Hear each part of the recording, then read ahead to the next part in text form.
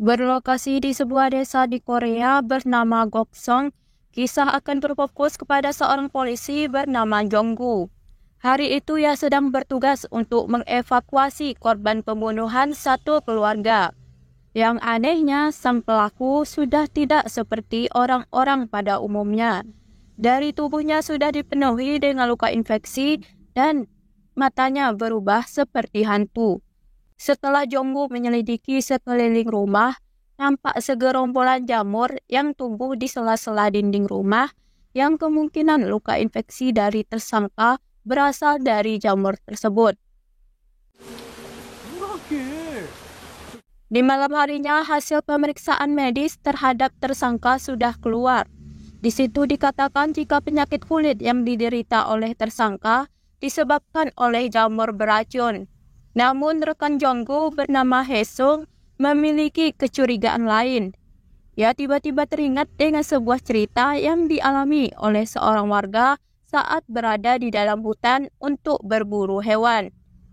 Ketika sudah mendapatkan hasil buruan berupa seekor rusa dan ingin membawanya pulang, namun dikarenakan jalan yang dilalui penuh liku, tanjakan di mana-mana, dan beban yang dibawa terlalu berat, hingga kecelakaan pun tidak bisa dihindarkan.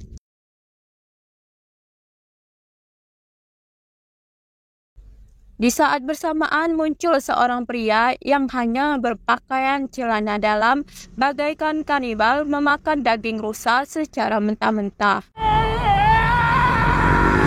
Berdasarkan cerita itu, ia menjadi curiga kepada si pria Jepang karena semua hal aneh yang terjadi belakangan ini bermula dari kedatangan si pria Jepang itu. Namun Jonggu tidak terlalu ambil pusing dan memilih untuk tetap percaya dengan hasil pemeriksaan dokter. Tidak lama kemudian tiba-tiba mati lampu dan di saat bersamaan mereka dikejutkan dengan sosok seorang wanita yang sedang berdiri di luar kantor. Jonggu memberanikan diri untuk memeriksanya, namun wanita itu sudah tidak ada alias menghilang tanpa jejak, bagaikan jelangkung pergi nggak dijemput, pulang nggak diantar. Di tengah pedesaan Gokseong, tampak sebuah rumah berdiri kokoh yang merupakan tempat tinggal Jonggu dan keluarga kecilnya. Ada istrinya bernama Jiwon, anak satu-satunya bernama Hyojin, serta mertua Jonggu yang juga ikut tinggal bersama mereka. Hari itu Jonggu menikmati waktu luangnya untuk menemani sang putri berbelanja di sebuah toko. Di malam harinya, Jonggu kembali diberi perintah oleh atasannya untuk mengevakuasi korban kebakaran yang telah menewaskan seluruh anggota keluarga. Di tengah-tengah evakuasi, ada seorang wanita dengan tingkah sangat aneh, memiliki ciri fisik sama seperti tersangka pertama yang secara brutal menyerang polisi, sehingga membuat polisi kewalahan menghadapinya. Akibat dari amukan wanita gila itu, menyebabkan baju yang dipakai Jonggu hari itu kotor semua. Tidak lama kemudian, Hyojin datang untuk mengantarkan baju bersih untuk ayahnya. Di saat itu, ia baru teringat dengan wanita gila yang dilihatnya semalam sama dengan yang ditemuinya di rumah kebakaran. Keesokan harinya, polisi dikejutkan dengan hasil otopsi dari korban kebakaran, yang mana ditemukan luka tidak wajar pada tubuh korban yang ternyata mereka dibunuh terlebih dahulu sebelum pelaku membakar rumah tersebut. Namun pemeriksaan terhadap pelaku tidak bisa dilakukan karena tersangka ditemukan dalam keadaan tidak bernyawa karena bunuh diri. Dari kejadian-kejadian yang telah terjadi, Jonggu merasa jika luka infeksi yang terdapat pada tubuh para tersangka dapat menjadi petunjuk dalam proses penyidikan. Maka dari itu ia meminta kepada Sunghon untuk memeriksa catatan medis para tersangka di semua klinik kulit. Mana tahu tersangka pernah memeriksakan penyakit kulitnya. Setelah Sunghon pergi untuk melaksanakan perintah, tinggallah Jonggu seorang diri. Tidak lama kemudian ia dihampiri oleh seorang wanita misterius yang tiba-tiba menyelinap masuk ke TKP dan menunjukkan sesuatu seolah-olah ia mengetahui semua yang terjadi, serta ia juga tahu dalang dibalik dari semua yang terjadi adalah ulah dari seorang pria Jepang, dan Jonggu sudah pernah beberapa kali melihat pria Jepang itu. Sehingga wanita misterius memperingatkan Jonggu untuk berhati-hati, karena jika semakin sering bertemu dengannya, maka akan menjadi sasaran berikutnya. Dari semua keterangan sang wanita, Jonggu merasa jika wanita itu banyak mengetahui tentang pelaku, sehingga dapat menjadi saksi mata yang dapat membongkar kasus pembunuhan yang selama ini terjadi di desa Goksong. Oleh karena itu, ia kembali menghubungi Sung Hon untuk datang kembali ke TKP. Namun kembalinya, ia sudah tidak menemukan wanita itu lagi.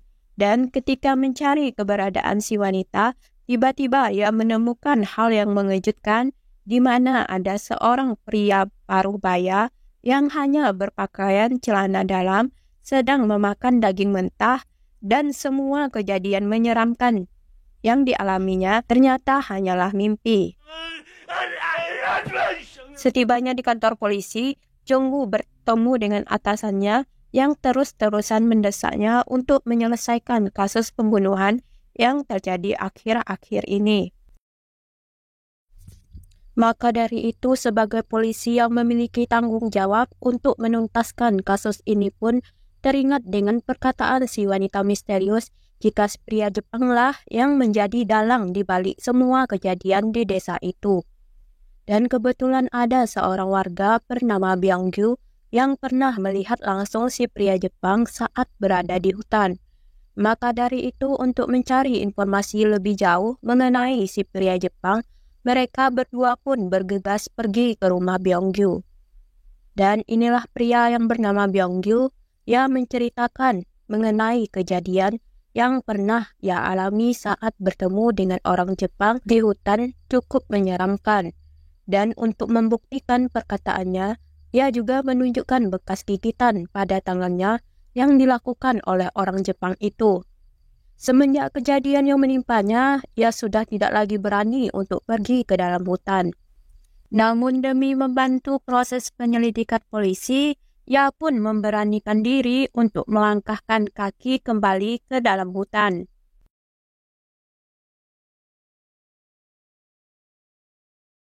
Setelah melakukan perjalanan cukup jauh dan sampailah mereka di lokasi di mana Byung-gyu melihat si pria Jepang sedang memakan daging rusa yang sekarang hanya menyisakan bekas tulang belulang rusa. Dan dengan ini membuktikan jika semua perkataan Byung-gyu benar adanya.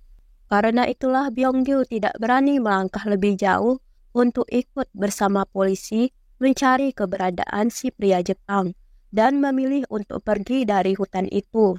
Namun Jong-gyu terus memaksanya untuk ikut bersama mereka ke rumahnya pria Jepang.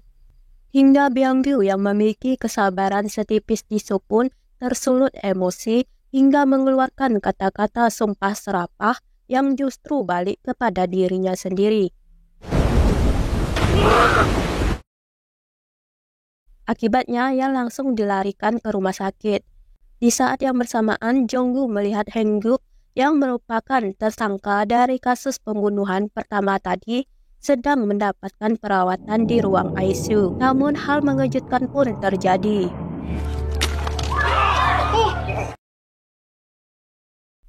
Keesokan harinya, kejadian aneh menimpa Hyojin yang diketahui selama ini tidak suka makan daging ikan. Justru pagi itu melahap semua ikan bagaikan orang yang tidak makan selama seminggu. Karena keanehan perilaku Hyojin lah membuat sang nenek khawatir dan berencana untuk berkonsultasi dengan seorang cenayang atau dukun terbaik yang ada di desa Goksong agar diketahui penyebab Hyojin menjadi seperti itu. Hari itu Jong-gu dan Sung Hon akan melanjutkan rencana untuk mendatangi rumah pria Jepang yang terletak di dalam hutan. Dan sebelum melakukan perjalanan, Sung Hon telah membawa seorang translator bahasa Jepang bernama Mingyu agar memudahkan mereka dalam berkomunikasi dengan orang Jepang. Sesampainya di rumah pria Jepang, kebetulan sedang tidak ada siapapun di sana selain seekor anjing penjaga rumah, sehingga mereka bisa dengan leluasa memeriksa seluruh area rumah untuk membuktikan kecurigaan Jong-gu selama ini. Sung-han menemukan sebuah ruangan yang di dalamnya terdapat banyak foto dari orang-orang yang sudah meninggal. Melihat semuanya, sekarang Sung-han hanya bisa terdiam membatu, ditambah dengan kesyokan yang tampak jelas di wajahnya, seolah-olah ia sudah mengetahui apa yang terjadi. Sedangkan di ruangan lain, Jong-gu menemukan sebuah tempat ritual dan tidak menemukan sesuatu yang aneh. Sedangkan di luar rumah, Mingyu sedang berjibaku melepaskan diri dari gigitan anjing. Tidak lama kemudian Jong-gu datang untuk menolongnya. Hingga pada akhirnya ikatan anjing itu terlepas dan secara brutal si anjing mengejar mereka hingga ke dalam rumah bagaikan mendapatkan mangsa. Tidak lama kemudian suara anjing sudah tidak terdengar lagi. Setelah dilihat oleh Jong-gu, ternyata pria Jepang sang pemilik rumah sudah pulang. Terlihat dari segi fisik tidak ada yang aneh atau menyeramkan. Dari ujung rambut sampai ujung kaki, pria Jepang itu sama seperti manusia pada umumnya. Di perjalanan pulang, Sung-han akhirnya menceritakan tentang apa yang ia lihat di rumah pria Jepang tadi, dan menyimpulkan jika pria Jepang telah melakukan sebuah ritual aneh terhadap korban-korbannya, dengan terlebih dahulu mengambil barang milik korban hingga mereka menjadi gila, bahkan sampai meninggal. Selain itu, ia juga menunjukkan sebuah sepatu yang ia ambil dari rumah pria Jepang yang ternyata merupakan milik Hyojin, dan dengan ini dapat kita simpulkan jika Hyojin akan menjadi korban berikutnya. Tidak tinggal diam anaknya dalam keadaan bahaya, sehingga begitu sampai di rumah, Jong-gu langsung menemui Hyojin untuk menanyakan tentang pria Jepang serta memastikan jika sepatu yang ditemukannya di rumah pria Jepang benar-benar milik Hyojin. Namun si Hyojin yang sebenarnya sudah dalam pengaruh jampi-jampi pria Jepang memilih untuk tidak menceritakannya.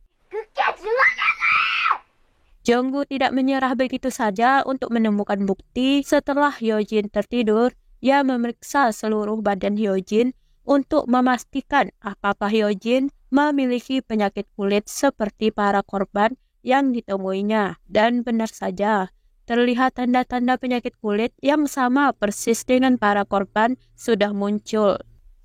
Tidak tinggal dia melihat putri satu-satunya terkena jampi-jampi, Jong-gu bersama penerjemah bahasa Jepang kembali mengunjungi rumah pria Jepang. Dan kali ini Jong-gu meluapkan semua emosinya sebagai orang tua atas apa yang terjadi kepada putrinya. Sekaligus meminta pria Jepang untuk segera meninggalkan desa tersebut. Namun si pria Jepang hanya diam 1000 bahasa yang membuat Jong-gu semakin membrutal dan menghancurkan semua tempat ritual pria Jepang.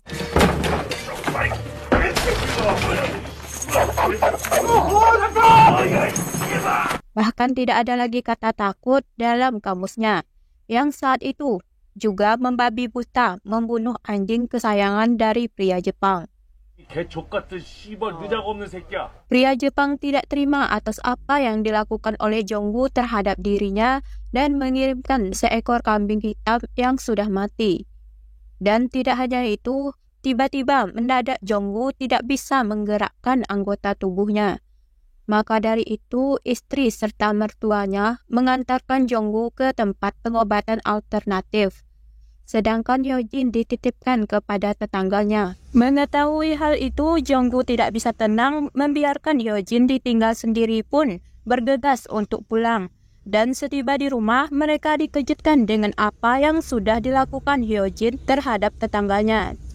Karena kejadian itulah, mereka segera memanggil seorang dukun untuk menyembuhkan Hyojin. Setelah melakukan pemeriksaan terhadap Hyojin, sang dukun mengatakan jika jampi-jampi yang ada di dalam tubuh Hyojin berasal dari seseorang yang telah diganggu oleh Jong-gu. Siapa lagi kalau bukan pria Jepang? Dan kali ini lawan yang akan dihadapi sangat kuat. Namun, proses ritual harus tetap dilakukan agar dapat menyelamatkan nyawa Hyojin. 그 양반 귀신이야?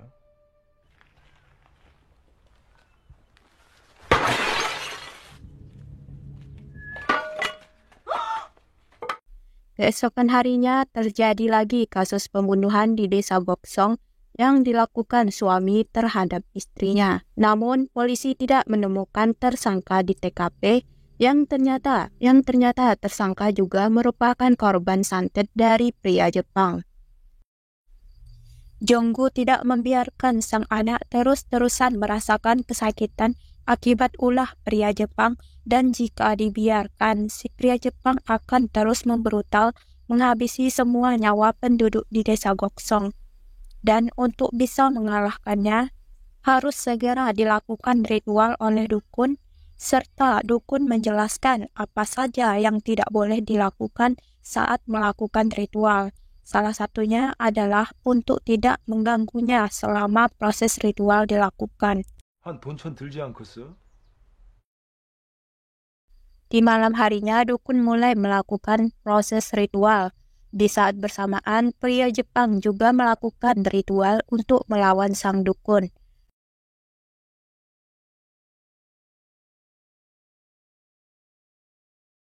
Selama proses ritual, Hyojin tidak henti-hentinya berteriak kesakitan.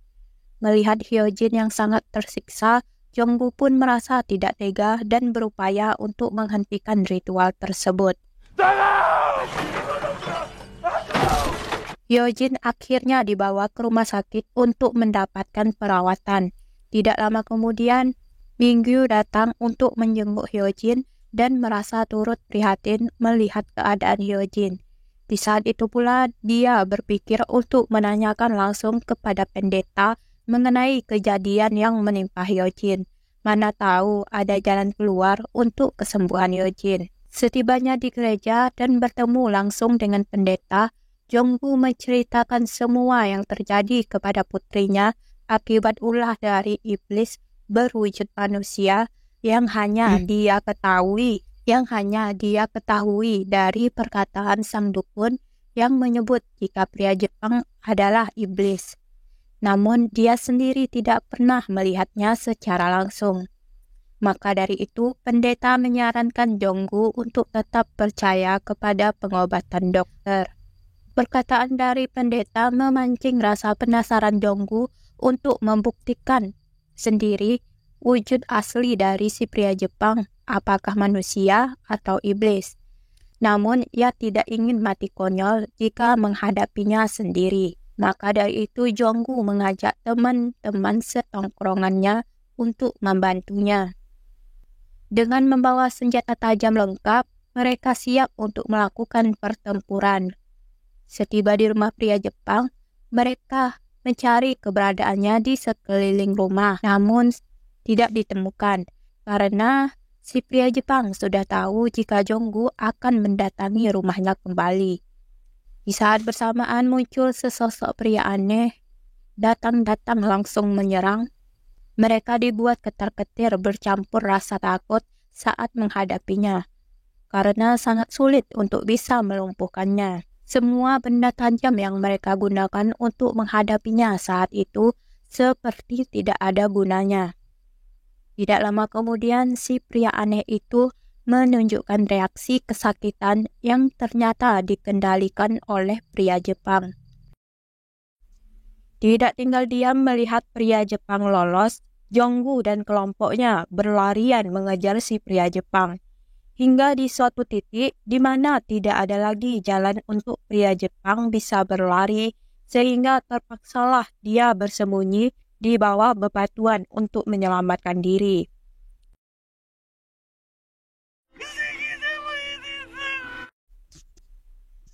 Di tengah perjalanan terjadi suatu tragedi saat Jonggu berupaya menghindari diri dari kecelakaan. Dan di saat bersamaan ia tidak sengaja menabrak sesuatu, dan setelah diperiksa adalah pria Jepang yang sudah tewas di tempat. Untuk menghilangkan jejak, mereka membuang mayat si pria Jepang ke dalam jurang.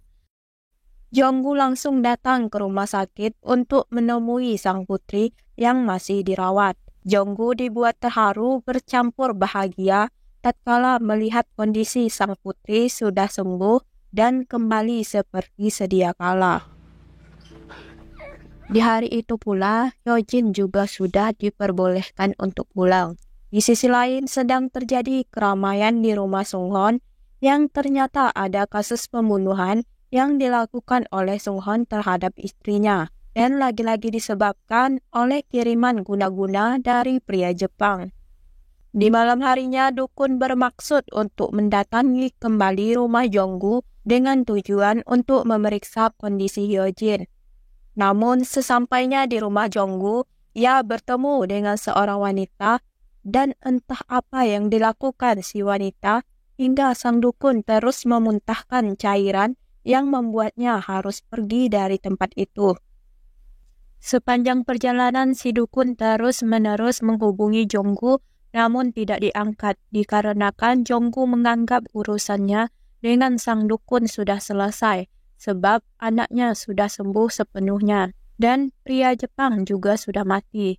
Namun, melihat banyaknya panggilan tak terjawab dari si dukun, memancing rasa penasaran Jonggu dan memutuskan untuk langsung menemui dukun di rumahnya. Namun, setelah sampai di tempat, si dukun sudah tidak ada. Maka dari itu, Jonggu kembali menghubungi si dukun. Tanpa basa-basi, dukun menyuruh Jonggu untuk segera pulang karena si dukun salah mengirimkan santet yang ternyata selama ini dia salah mengira jika pria Jepang pelakunya, dan baru diketahui jika pria Jepang hanyalah cenayang sepertinya yang berusaha untuk melindungi desa Goksong dari seorang wanita misterius yang menjadi dalang dari semua kejadian aneh di desa Goksong. Mendengar penjelasan dari dukun, Jonggu bergegas pulang untuk memeriksa keadaan Hyojin, dan sesampainya di rumah, ternyata Hyojin sudah tidak ada di tempat tidurnya. Dengan wajah panik, Jonggu mencari keberadaan Hyojin dan bertemu dengan si wanita misterius.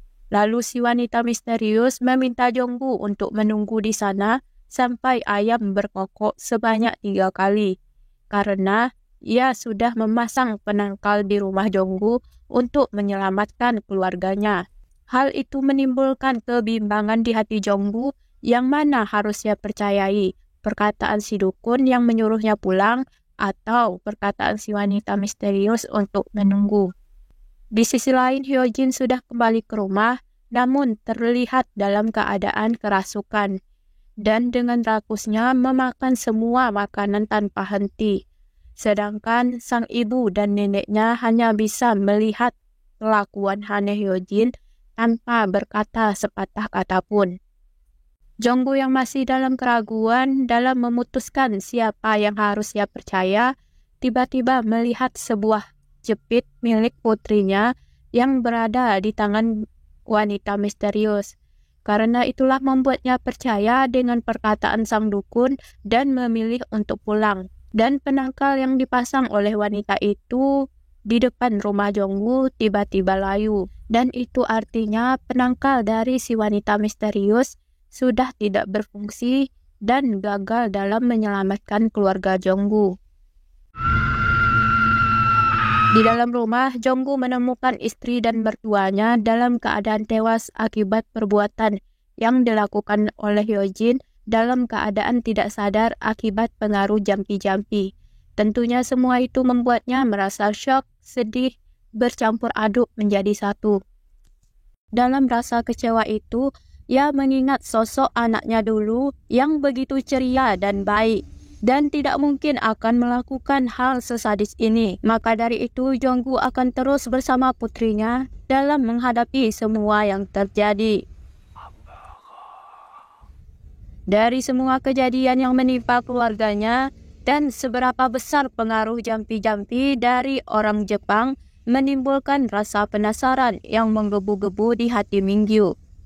Dan untuk membuktikannya, ia sendiri pun langsung mendatangi rumah si pria Jepang. Di sana terlihat si pria Jepang masih hidup tanpa kurang satu apapun. Seperti yang kita lihat tadinya, si pria Jepang sudah tewas ditabrak oleh Jonggu. Dengan ini sudah membuktikan jika pria Jepang bukanlah manusia biasa.